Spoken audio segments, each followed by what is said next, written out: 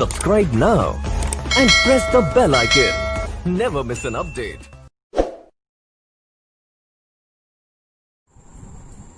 नमस्कार दोस्तों, maxima education point में आपका फिर से बहुत बहुत स्वागत है। जैसा कि आप देख रहे हैं कि जितनी भी आगामी परीक्षाएं हैं एआरओ को लेकर के हम बात करने वाले हैं या फिर यूपीपीसीएस 2020 को जो अक्टूबर माह में होने वाली है। आप लोग जानते हैं कि जितने भी यूपी लेवल की परीक्षाएं हैं उन सभी में उत्तर प्रदेश से बहुत ही महत्वपूर्ण कम से कम 5 और मैक्सिमम अधिकतम 10 प्रश्न दिए जाते हैं। हम लोगों ने जैसे कि उत्तर प्रदेश की एक पूरी श्रृंखला को लेकर चल रहे हैं और हमने बताया था आपको स्टार्टिंग में कि लगभग 6 से 7 लेक्चर में पूरा का पूरा उत्तर प्रदेश कवर करेंगे और उसके अंतर्गत आने वाले सभी महत्वपूर्ण प्रश्नों को भी क्या है सॉल्व करवाया जाएगा। पूरी की पूरी गारंटी है कि उत्तर प्रदेश के हमारे सभी लेक्चर्स में से कोई भी उत्तर प्रदेश की परीक्षा होगी उसमें सभी के सभी प्रश्न फंस जाएंगे, क्योंकि हम लोग बात ही करते हैं एक बेसिक ढंग से कॉन्सेप्ट के तरीके से और उन सभी प्रश्नों पर जो प्रश्न अभी तक आए हुए हैं। आप लोग पुराने उत्तर प्रदेश के जो भी वीडियो हैं उनको देखिए, अच्छा लगता है दोस्तों तक शेयर करिए, दोस्तों तक शेयर जरूर करिए, क्योंकि इस तरीके से बहुत ही कॉन्सेप्चुअल तरीके से उत्तर प्रदेश का इतना समग्र अध्ययन आपको यहाँ पे मिल रहा है। तो आप लोग भी चैनल के साथ जुड़ जाइए, चैनल को सब्सक्राइब करिए और दोस्तों तक शेयर करते रहिए। देखिए, इसके पहले हमने उत्तर प्रदेश के लगभग 3 लेक्चर आपको दिए हैं और उन तीनों लेक्चर में बहुत महत्वपूर्ण बिंदुओं को हमने दर्शाया था। आप चाहें तो उन लेक्चर्स को, उन वीडियोस को प्ले लिस्ट में देख करके आप अच्छी नोट्स बना सकते हैं। आज हम लोग उसी के आगे चौथे लेक्चर में अपना बात करेंगे।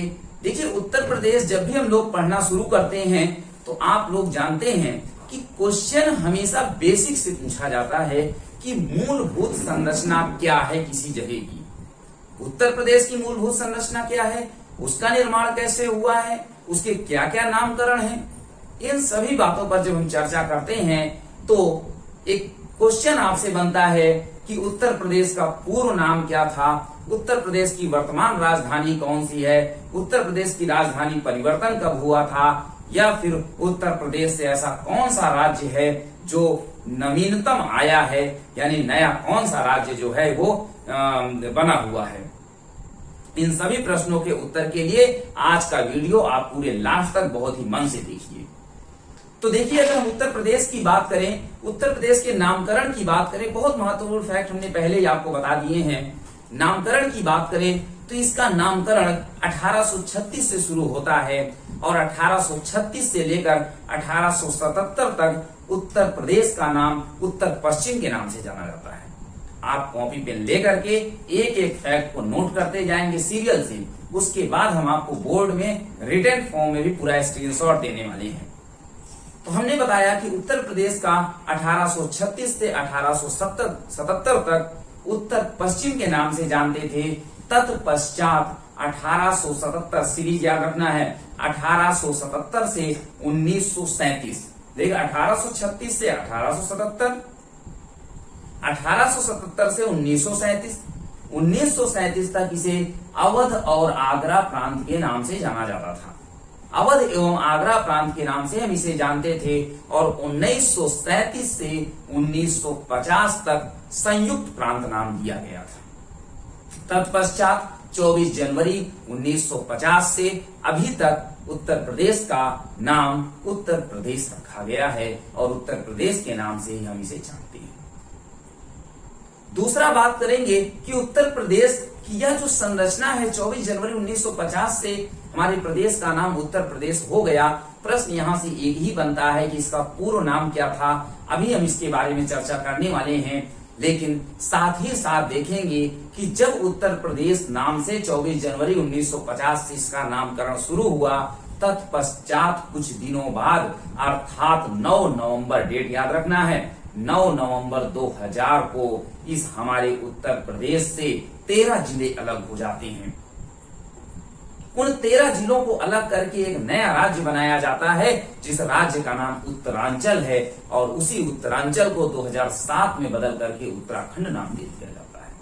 यह भी प्रश्न आपसे पूछा गया है कि उत्तरांचल से उत्तराखंड कब परिवर्तित हुआ, या फिर 13 जिले अलग होकर के उत्तरांचल राज्य की स्थापना कब होती है। तो आप बड़े आराम से क्वेश्चन को सही कर लेते हैं। यह सब आपको किताबों में मिलेगा। इसके बाद का जो फैक्ट है राजधानियों को लेकर के ध्यान से आपको देखना है, ध्यान से सुनना है कि जो राजधानियों का फैक्ट है उसमें आप देखेंगे कि जो राजधानियां उत्तर प्रदेश की कौन कौन सी थी वह भी आपको मिलेगी। लेकिन जब वर्तमान राजधानी की हम बात करते हैं तो वहां कोई भी बुक इसका डिस्क्रिप्शन नहीं देता। जो आपको हमने बहुत सारी बुक में जो भी उत्तर प्रदेश का छोटा छोटा दिया हुआ है, पेजेस, कुछ इंपॉर्टेंट फैक्ट वहां से हम नोट करके आपके लिए लेकर के आ रहे हैं। तो आप लोग एक नोट्स बनाते जाइए और पूरी गारंटी है कि उत्तर प्रदेश के सभी प्रश्न हमारे लेक्चर से फंसने वाले हैं।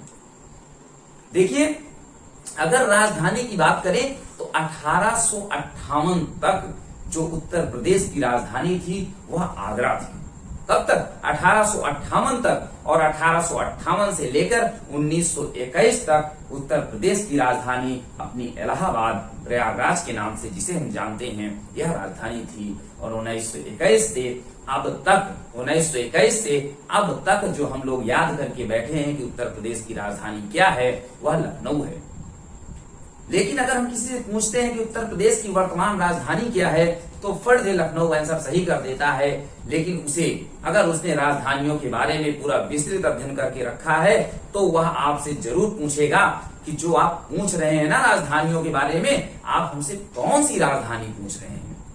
यह डिस्क्रिप्शन आपको किसी किताब में नहीं मिलने वाला है, या आप बहुत सारी किताबों का अध्ययन करोगे तब जाके आपको ये मिलेगा। तो आप इस फैक्ट को भी यहाँ पास नोट करेंगे कि राजधानियों में भी प्रकार है: विधायी प्रशासनिक राजधानी, न्यायिक राजधानी, धार्मिक राजधानी, औद्योगिक राजधानी।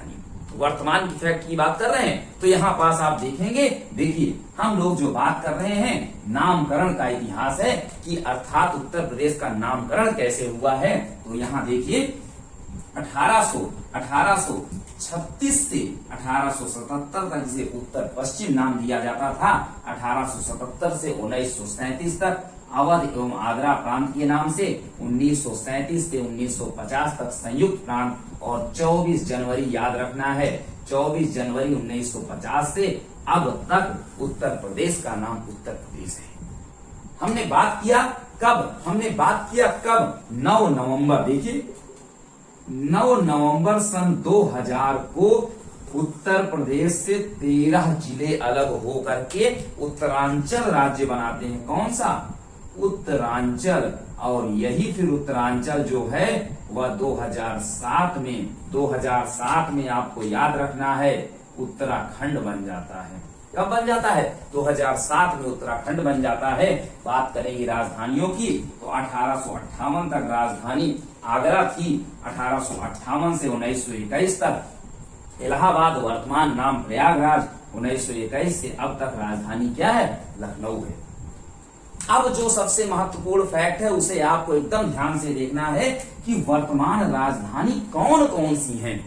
हम आपसे पूछते हैं कि विधायी एवं प्रशासनिक राजधानी, विधायी एवं प्रशासनिक राजधानी। तो जब भी आपसे पूछा जाएगा आप लखनऊ को टिक करेंगे। और आप बात करें न्यायिक राजधानी, क्योंकि यहाँ पास क्या है? हाई कोर्ट स्थित है, इसलिए आप देखेंगे यह प्रयागराज है। धार्मिक राजधानी के नाम पे आप जानते हैं वाराणसी को रखा गया है, और औद्योगिक एवं आर्थिक राजधानी के रूप में कानपुर को रखा गया है।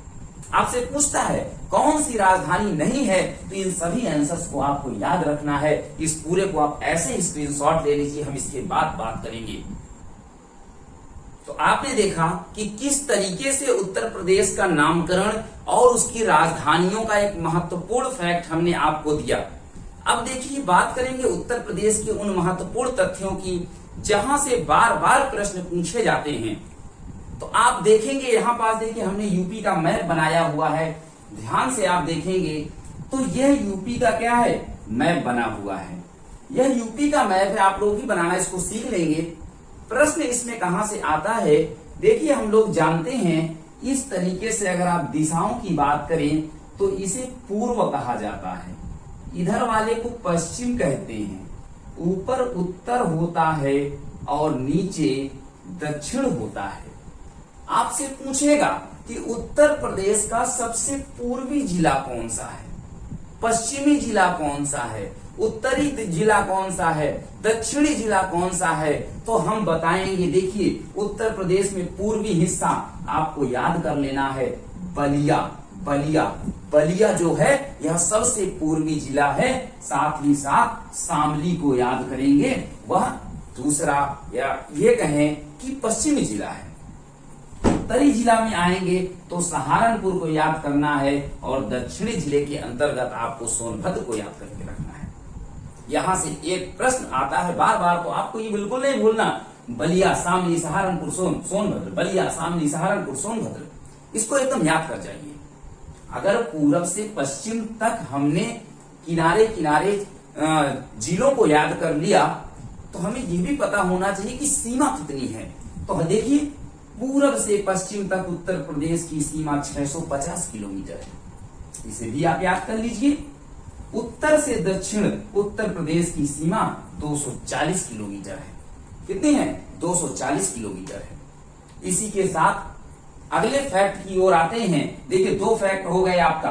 पहला फैक्ट हो गया कौन सा? 4 नाम, अर्थात पूर्व, पूर्व, पश्चिम, उत्तर और दक्षिण के बारे में। दूसरा फैक्ट हो गया क्या? सीमा। तीसरा फैक्ट की बात करेंगे।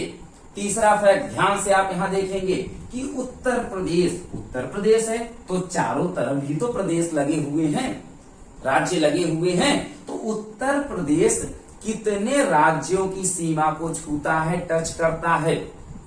उत्तर प्रदेश के चारों ओर राज्य हैं कि नहीं है, तो कितने राज्यों को टच करता है? तो आप देखेंगे कि उत्तर प्रदेश कुल 8 राज्यों को स्पर्श करता है। 8 राज्यों को स्पर्श करता है, एकदम याद कर लेना। कौन कौन से वो 8 राज्य हैं? देखिए, इधर मैप में देखिए, यहाँ पास सबसे पहले आपके पास आएगा हिमाचल प्रदेश, इधर बढ़ेंगे उत्तराखंड। देखिए, राज्य की बात किया है, हम सिर्फ राज्य को लेकर चलेंगे। हिमाचल प्रदेश 1 नंबर पे, उत्तराखंड 2 नंबर पे, बिहार 3 नंबर पे, झारखंड 4 नंबर पे, छत्तीसगढ़ 5वें नंबर पे, मध्य प्रदेश 6 नंबर पे, राजस्थान 7वें नंबर पे और हरियाणा 8वें नंबर पे। एकदम फैक्ट है कि यूपी जो है 8 राज्यों को स्पर्श करता है। साथ ही साथ आपको यह देखना है चौथे फैक्ट में कि यूपी जो है केंद्र शासित प्रदेश, कितने केंद्र शासित प्रदेशों को टच करता है? तो इसका उत्तर 1 होगा। यहाँ पास देखिए, यह दिल्ली है, यह क्या है? दिल्ली है। और उत्तर प्रदेश सिर्फ और सिर्फ एक केंद्र शासित प्रदेश दिल्ली को टच करता है। यह भी फैक्ट आपको याद करना है। चौथा फैक्ट है, यूपी कितने देश की सीमा के साथ लगाता है? देश की सीमा। तो यहाँ पास भी एक उत्तर होगा और वह उत्तर होगा नेपाल। देखिए, एक देश है जो उत्तर प्रदेश के साथ सीमा लगाता है, उस देश का नाम नेपाल है। आप तुरंत इस फैक्ट को याद कर जाएंगे। हमने कहा उत्तर प्रदेश 8 जिला के साथ सीमा बनाता है, तो आपको पता होना चाहिए कि 8 राज्य कौन कौन से हैं। हमने 8 राज्य का नाम बता दिया, हिमाचल प्रदेश, उत्तराखंड, बिहार, झारखंड, छत्तीसगढ़, मध्य प्रदेश, राजस्थान और हरियाणा। इस प्रकार से आपके सामने 8 राज्य समाप्त होते हैं। बात करेंगे कि अगर 8 राज्य हैं तो 8 राज्यों में कहीं उत्तर प्रदेश कम टच करता होगा, कहीं ज्यादा टच करता होगा। तो वह कौन सा प्रदेश है जहां उत्तर प्रदेश सबसे छोटी सीमा बनाता है? सबसे छोटी सीमा, तो इसमें आप देखेंगे हिमाचल प्रदेश का नाम आता है, अर्थात उत्तर प्रदेश की सीमा न्यूनतम, उत्तर प्रदेश की सीमा न्यूनतम किस राज्य के साथ है? सबसे छोटी सीमा, तो इसमें आपका क्या आ जाएगा? हिमाचल प्रदेश आ जाएगा। और हिमाचल प्रदेश में यहाँ पास आप देखेंगे सिर्फ एक ऐसा जिला सहारनपुर है जो हिमाचल प्रदेश के साथ टच करता है, अर्थात केवल एक जिला। जब एक जिला टच करेगा तो सीमा कम हो जाएगी कि नहीं। इस तरीके से आप देखिए उत्तर प्रदेश की सीमा न्यूनतम कहाँ है, हिमाचल प्रदेश में है। तो आपने कहा कि सर अगर आप सीमा न्यूनतम की बात करते हैं तो सीमा अधिकतम की बात भी कर दीजिए। तो यूपी की सीमा अधिकतम सबसे ज्यादा सीमा यूपी। आप देखिए मैप से समझ में आ रहा है किसका विस्तार सबसे ज्यादा है, तो आप देखेंगे मध्य प्रदेश का। मध्य प्रदेश देखिए अधिकतम सीमा जो है वह मध्य प्रदेश की है। कुल मध्य प्रदेश के साथ उत्तर प्रदेश की 11 जिले टच करते हैं। कितने जिले? 11 जिले टच करते हैं, स्पर्श करते हैं। आपको एकदम से फैक्ट याद हो जाना चाहिए। दूसरी बात ये एक फैक्ट एकदम क्लियर हो गया, क्वेश्चन आया हुआ है। अगली बात हम देखेंगे, अगली बात क्या देखेंगे कि जो केंद्र शासित प्रदेश है ना, क्या केंद्र शासित प्रदेश है? दिल्ली केंद्र शासित प्रदेश। देखिए अगला फैक्ट है 8वें नंबर पर दिल्ली से सीमा दिल्ली से सीमा यूपी से जो दिल्ली की सीमा है उसमें सिर्फ 2 जिले स्पर्श करते हैं। कितने जिले? 2 जिले स्पर्श करते हैं, जिन 2 जिलों का नाम आप लोग बहुत अच्छे से जानते हैं। एक जिला है गौतम बुद्ध नगर। कौन सा है? गौतम बुद्ध नगर। और दूसरा आपको गा से ही याद रखना है गाजियाबाद जो है और गौतम बुद्ध नगर, यह दोनों उत्तर प्रदेश का दिल्ली के साथ सीमा लगाते हैं, अर्थात केंद्र शासित प्रदेश के साथ सीमा लगाते हैं। यह सीमा से संबंधित प्रश्न आपका एकदम से सही हो जाना चाहिए, बिल्कुल भी इसमें कोई हिदायत नहीं होगी। हमने बताया सभी लेक्चर आप देख करके नोट डाउन करते जाइए, सभी के सभी आपके उत्तर प्रदेश के प्रश्न आएंगे। अब यहाँ पास जगह नहीं है, हम कुछ नहीं लिखेंगे, लेकिन ओरली आपको 2-4 प्रश्न ऐसे बता देते हैं जो बार बार परीक्षा में आते हैं। आप बताइए कि उत्तर प्रदेश का एकमात्र ऐसा जिला है जो सर्वाधिक राज्यों को स्पर्श करता है। वह कौन सा जिला है जो सबसे ज्यादा राज्यों को स्पर्श करता है? बहुत ही महत्वपूर्ण प्रश्न है, सबसे इंपॉर्टेंट प्रश्न है कि उत्तर प्रदेश का कौन सा जिला है जो सबसे ज्यादा राज्यों को स्पर्श करता है। आप यहाँ देखिए कौन सा जिला है, तो आपको यहाँ सोनभद्र मिलेगा। ध्यान देना है, यह जो सोनभद्र है ना, यह पूरा इस तरीके से यहाँ तक फैला हुआ है और यह सोनभद्र आप देखेंगे 4 राज्यों की सीमा को स्पर्श करता है। देखिए मध्य प्रदेश, छत्तीसगढ़, झारखंड और कुछ हिस्सा इसका बिहार तक है, अर्थात 4 राज्यों की सीमा के साथ जो जिला उत्तर प्रदेश का बनाता है सोनभद्र आपको याद रख लेना है। सोनभद्र से एक फैक्ट और याद कर लेना है कि उत्तर प्रदेश का दक्षिणतम जो जिला है वह भी सोनभद्र है। अगर सोनभद्र है जो सबसे ज्यादा राज्यों के साथ सीमा बनाता है, तो अगला प्रश्न हम यह की बात करेंगे कि उत्तर प्रदेश का वह कौन सा जिला है जो सबसे कम जिलों को स्पर्श करता है। सबसे कम जिलों को स्पर्श करता है तो आप देखेंगे यहाँ पास यह एक जिला है जिस जिला का नाम है ललितपुर जो है वह सबसे कम जिलों को स्पर्श करता है, सिर्फ एक जिले को स्पर्श करता है। यहाँ पास देखिए अगर आप बात करेंगे, यहाँ देखिए तो यहीं से एक और फैक्ट क्लियर हो जाता है कि वह कौन सा जिला है उत्तर प्रदेश का जो मध्य प्रदेश से तीनों तरफ से घिरा हुआ है। तो उसका भी आंसर आप किसे देखेंगे? ललितपुर को देखेंगे। ललितपुर को यहाँ पास आप एकदम से क्या कर देंगे? सही कर देंगे। इसके साथ आप एक और प्रश्न की बात करिए कि जनसंख्या की दृष्टि से उत्तर प्रदेश का सबसे सर्वाधिक जनसंख्या वाला उत्तर प्रदेश का कौन सा जिला है? तो जितने भी हमारे मित्र यार, हमारे छात्र छात्राएं हैं, वो क्या है, वो ज्यादातर लोग कहाँ जनसंख्या की बात करेंगे तो जनसंख्या सबसे ज्यादा कहाँ है? तो प्रयागराज में है। सबसे ज्यादा जनसंख्या प्रयागराज में है। तो कहेंगे सर सबसे कम जनसंख्या भी बता दीजिए। सबसे कम जनसंख्या महोबा में है। कहाँ है? महोबा में है। बात करेंगे जनसंख्या से दूसरा प्रश्न पलट जाता है, जनसंख्या नहीं जनसंख्या घनत्व तो पूछा जाता है। तो सबसे ज्यादा जनसंख्या घनत्व का मतलब भीड़ कहाँ सबसे ज्यादा है? तो जनसंख्या घनत्व की बात करेंगे तो सबसे ज्यादा जनसंख्या घनत्व वह गाजियाबाद में है। और बात करेंगे सबसे न्यूनतम जनसंख्या घनत्व की तो ललितपुर में। ये सभी फैक्ट आप नोट कर लीजिए। हम फिर से बता देते हैं, जनसंख्या घनत्व सबसे ज्यादा गाजियाबाद, सबसे कम ललितपुर, जनसंख्या सबसे ज्यादा प्रयागराज और सबसे न्यूनतम महोबा। इन सारे फैक्ट को आप कॉपी में नोट करके एकदम रट डालिए कि यही प्रश्न आपकी परीक्षा में आने वाले हैं। तो इतना ये आपका वीडियो कैसा लग रहा है, आपको उत्तर प्रदेश समझ में आ रहा है एक ही 2 लेक्चर में, और बचे हुए आपका पूरा का पूरा उत्तर प्रदेश समाप्त हो जाएगा। और जितने भी हमारे मित्र यार वो मेरे चैनल को नहीं देखे हैं, वीडियो नहीं देखे हैं, वह डिस्क्रिप्शन में जाके उत्तर प्रदेश की वीडियो को जरूर देखें और नोट्स बनाएं, फिर हमसे कहेंगे कि परीक्षा में ये प्रश्न आया है कि नहीं आया है।